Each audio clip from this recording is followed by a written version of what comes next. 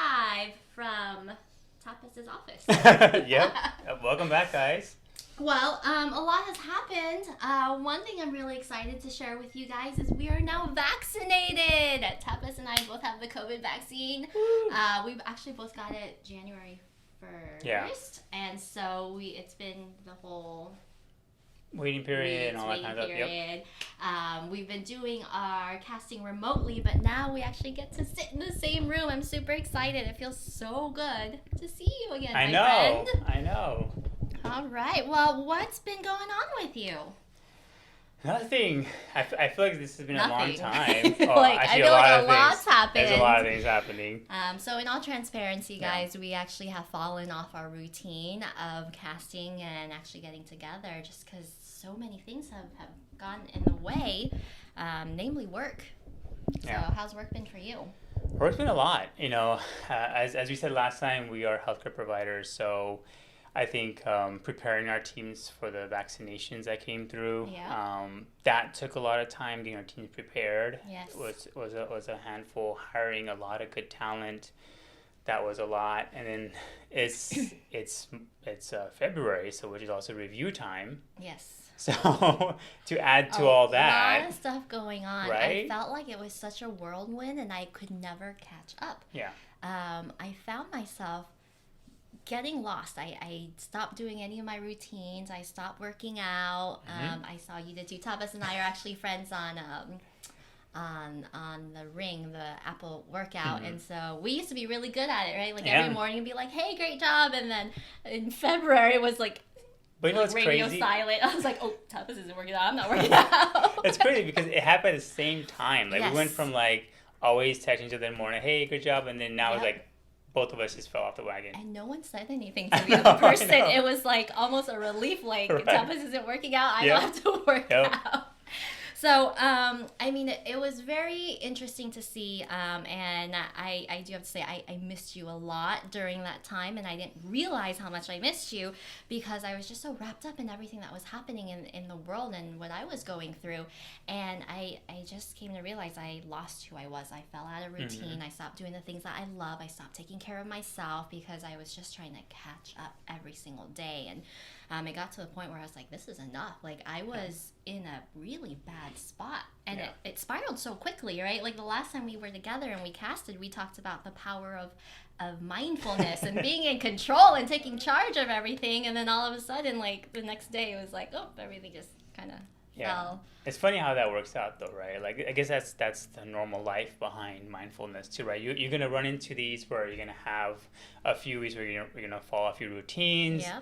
I definitely feel like I hit a wall in terms of just trying to be, trying to do this, also trying to do work and personal life. It just felt like it all kind of just bubbled up into one. So Sometimes it gets to feel too much. yeah, it does. I was trying to think, like, what happened? How did I fall out of my routine? And it really came to, I started feeling really tired all the time. Like, I was just too fatigued from staying up late, doing my work. And then that was the excuse to not wake up early to work out. And I just found myself, because I didn't work out, I was tired throughout the day, and I was just constantly tired. Did you feel tired? All the time. All the time, All the right? time. And I felt like everyone around me was really tired, and it was weird. I read a book, Brene Brown, and the book is called Dare to Lead, and in the book there was a excerpt that talked about how it's not necessarily that you are fatigued. They've done research, and it's more so when you think you're fatigued, you're actually lonely. And that really struck at me because I was like, whoa, that's really crazy. And so I was laying there and I was like, am I actually lonely or am I really tired? And I have to admit, I was actually lonely. What happened was I fell out of routine with everyone. I stopped talking. We stopped talking, right? We go from talking and texting every single day about the most mundane things to, like, literally no contact whatsoever. Right. We stopped talking. I stopped connecting with my peers at work. I was just in my zone doing my own thing, stuff at home, right? And I became really lonely. And it clicked with me, this excerpt in this book, that identifying whether you're fatigued or actually lonely was really eye-opening for me. It was because I didn't realize it. I didn't realize I was in seclusion.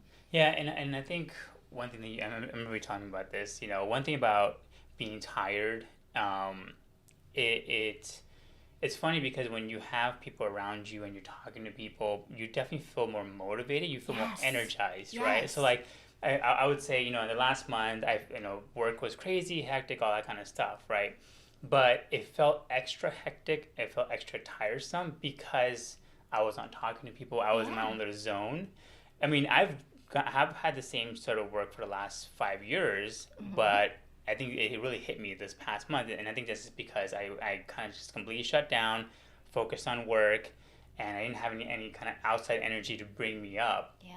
And so that's what we talk about. The fatigue isn't necessarily just the energy part; it's also the loneliness part. Yeah. We didn't get it from each other or other people around us, right? Because if you think about it conversely, like no matter how busy you are, if you have a good group of support people, a lot of people that you're doing your work with, and it's enjoyable, you feel fulfilled. Even though you're tired, you still keep going because you're motivated, and that's what was different for me. I was lonely. I wasn't motivated. I didn't have anyone to kind of help inspire me.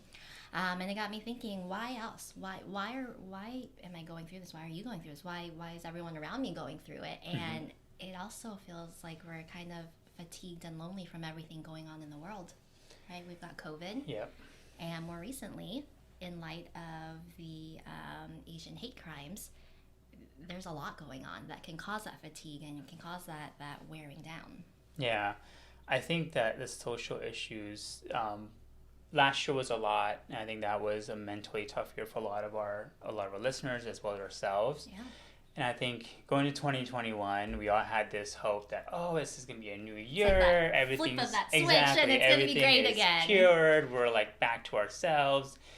And then obviously we had the events happen in the Capitol in January, now February and March. And we're just continuing seeing it. And I think one way or another, it always affects us mentally and individually, even though, I know I haven't had anybody directly affected by it, but it definitely stresses you out internally. And that carries on to work and personal life too, right?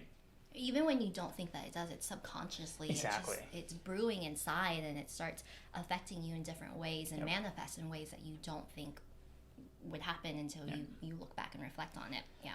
Yeah, so I guess we do want to spend some time going over this couple of the Stop Asian Hate thing that have been going on. Yes. We had the recent events in Georgia where we had a terrorist, essentially, going around killing innocent people. And then we also, and one thing I was telling you about is the violence towards Asians is not just in quote unquote red states, and it's also happening in blue states. It's happening with liberals, conservatives. It's happening throughout. Yeah. And so it's not just a specific group of people. This is happening to everyone. So I definitely want to spend some time kind of talking about it and giving our voice towards it. Yes, and definitely so, because it's not necessarily something that is just recently happening, right? I think recently we're seeing a more, not a lot, but more media attention to Asian hate crimes, but this is something that's been ongoing for a very long time. Yeah. I'll share my own story. We had 9/11 happen, and obviously for our YouTube viewers, I'm a brown guy, so I definitely experienced a lot of that after 9/11, right? It was one of those things where, by random people, I think at that time I was in high school, random people would come up to me and say, "Oh, you're a terrorist, or you're gonna bomb this school," and they thought it was funny. And I didn't know how to respond to it. At that time, I felt I was young, so you know what? I'm not even going to acknowledge it. I would just laugh it off. I don't want to cause any kind of chaos. I was a very quiet school. I was a quiet kid in school, so I wouldn't want to be like, "Oh yeah, why are you saying that?" I would just be like, "Oh, that's funny, haha," and move on. And so I think, and so this is happening all the time. Yeah. Continuously, it's happened in the past, and now it's happening again. And it's definitely something that we need to address, and I think we need to really focus on how we need to do better, right? Yeah. So what you just said kind of struck me, because people were saying these things to you, mean things that should never even be voiced, and you felt like you had to keep the peace. Yeah. Right? The violence was being brought onto you, but you felt like you could not say anything. Right. And unfortunately, that's what a lot of Asians go through, and not just any Asians, any race that's being targeted. No one wants to create violence or escalate the situation. And so what happens by not fighting back and staying quiet, it makes the situation actually worse. Even though we're trying to de-escalate it, for some reason it's getting worse, and that reason is because we're not voicing it. We're kind of just sweeping it under the rug. And we got to get to a point where we're going to say enough is enough. Like, we can no longer say we're just going to sit down and be quiet and not address it, and people can say what they want to say and we'll just stay and be peaceful and quiet. So I think definitely with the attention on Asian American Pacific Islanders, like, we got to make sure that this continues for not just for us but our future generations, right? Our children. Yeah, I think, and that's one of the, I would say, unfortunate things about some of the Asian culture that we've seen is that, there is a tendency towards, just let it be, you're going to endure some racism. I know that's how I was raised. My parents were like, it is what it is, just keep your mouth shut. It is what it is. Yeah, I know, like, this is how it's always been. You get called all these things, and I think we're at a generation now where we're like, no, this needs to stop now, and this needs to be addressed, because we're moving past from our parents' generation, right? So, do you want to go into the clip that I was mentioning to you? Yes. Okay. So we're gonna play a clip for you guys.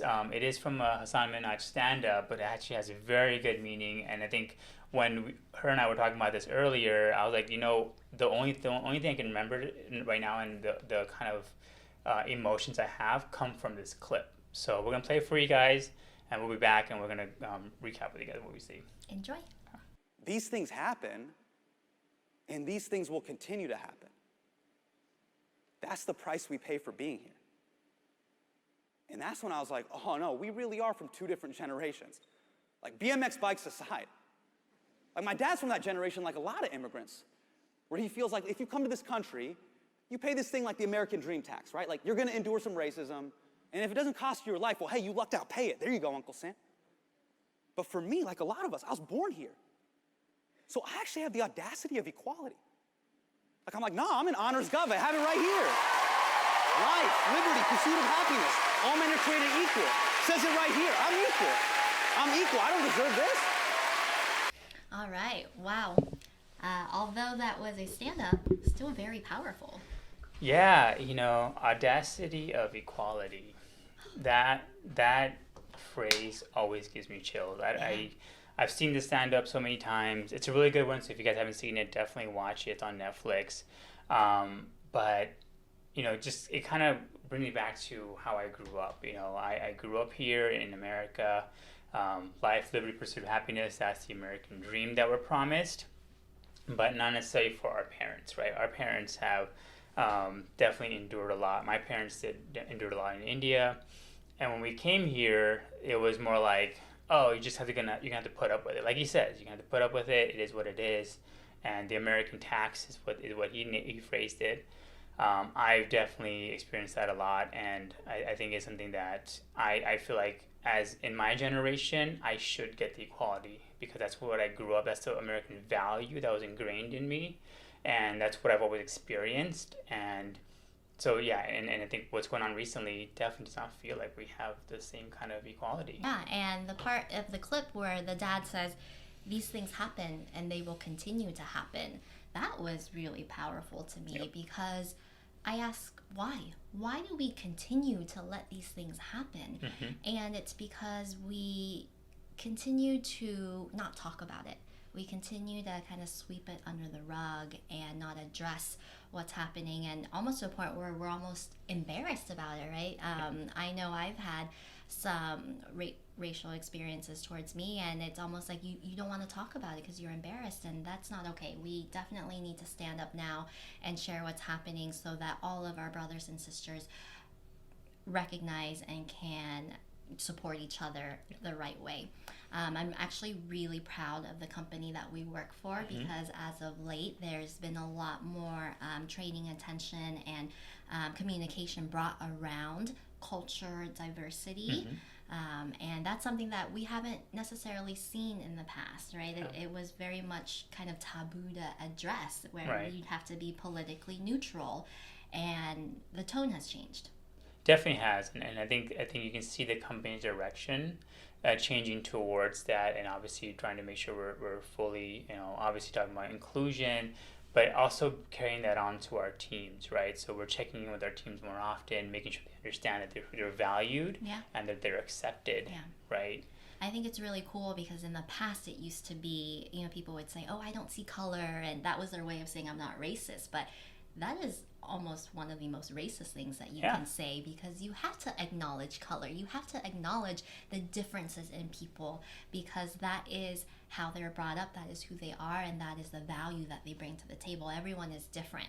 And so through understanding diversity, I think it's important to understand that the value of different people, and how we can come together to create something even more powerful is what we have to focus on, instead of saying, "Oh, you're different," or right. And that's a value that I think we really need to pass on to our next generation. Of course, right? 100%. Like our kids, that they need to understand these exact values that we're talking about, because speaking my own experience, my parents did not ingrain that in me. So I grew up thinking that I was inferior in some way, or I had to just accept what's going to happen to me because of my color of my skin. But we have to also go into that with our generation, our next generation rather. My daughter, I'm going to be having these conversations with her early on, to know that there's different colors, but we're all working towards helping each other out, and there's a lot of value in that as well. So here's a loaded question for you, Cal. Where do we go from here? So how do we translate some of the stuff that's happening outside of our work into our social lives? How do we bring that into work? How can we become better leaders? Well, first and foremost, I think checking in on your loved ones, checking in on your colleagues, people that work for you, people that you work with, people that you work for. There's so much going on in the world right now, and whether we feel it, whether we allow it to affect us subconsciously or consciously, everyone's going through something. So it's very important to connect so that we don't fall into that loneliness or fatigue we talked about earlier. And I think talking and sharing our stories is really important, right? Using our voice, using platforms like this, and just say we matter. We're really important. And I think what's important to distinguish right now is this moment in time. If we don't maximize this opportunity to stand up and say, hey, we are a community, the Asian American Pacific Islander community, we are here, we are 23 million strong, and we are going to continue to grow and use our voice and do good. If we don't do this now, then I fear what may happen. We may lose this opportunity, and we may be erased completely, right? Yeah, or it could be normalized. Exactly. Right. Like we want to avoid having this situation be normalized. Oh, this will always happen. Asians will take it. Is what it is. We don't want that. We want, this is going to be the standing ground where we say, no, this is where it stops. This is where we help solve the issue.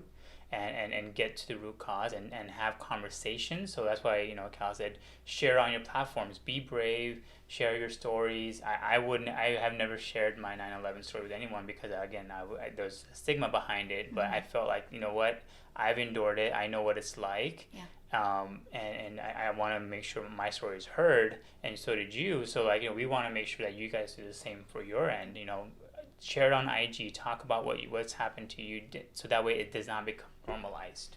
As a leader, you need to make a decision to use your voice and to not make excuses. I think it's very easy to say, I'm going to be politically neutral, or I'm going to not stir up any emotions or make things worse. And silence, you guys, is almost just as deadly. Yep. Agreed. So that's all we have for today. We want to thank you guys for your time, for listening. And we ask that after today, you also share your stories and you use your voice and go out there and make a difference in this world. As leaders, we have the power to lead confidently and lead in the way that will make a positive change. So we're here with you guys. And next time I think we can go over our book review. Yes. Art of War. So that should be a good one. A lot of good takeaways there as well. Oh yeah, lots of applicable principles. Yes. As leaders and dealing with everything that's going on the world. So join us for that. Awesome. Well, guys, follow us on TikTok, IG. We're all over the place now, so follow us there. Until then, we'll see you guys next time. Keep leading.